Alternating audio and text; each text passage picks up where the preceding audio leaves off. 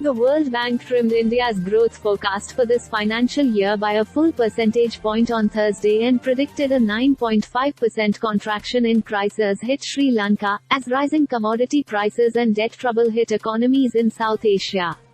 Growth estimates for the region comprising India, Pakistan, Afghanistan, Bangladesh, Sri Lanka, Nepal, Bhutan and the Maldives were revised down to 5.8% from 6.8% forecast in June. India's forecast was trimmed to 6.5% from 7.5%. The bank cited the impact of war in Ukraine, which has caused a rise in commodity prices, and the uneven recovery from the impact of the COVID-19 pandemic in the region. It forecast inflation in the region rising to 9.2% this year before gradually subsiding. Private investment growth is likely to be dampened by heightened uncertainty and higher financing costs, the World Bank said in its twice-a-year report on South Asia, noting that slowing global demand will impact the country's exports. Afghanistan was excluded from the regional report as it had not released national account data since the Taliban took power in August 2021.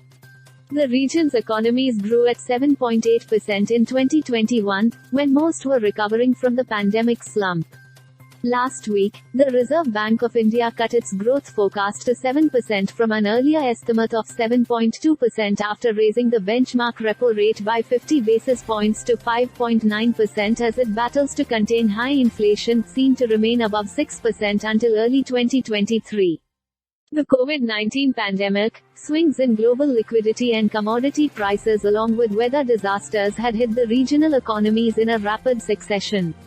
In the face of these shocks, countries need to build stronger fiscal and monetary buffers, said Martin Razor, World Bank Vice President for South Asia, urging the governments to use scarce resources to protect people. The World Bank also urged the governments to ease restrictions on labor movement by introducing flexible visa policies and support migrant workers to protect long-term development prospects.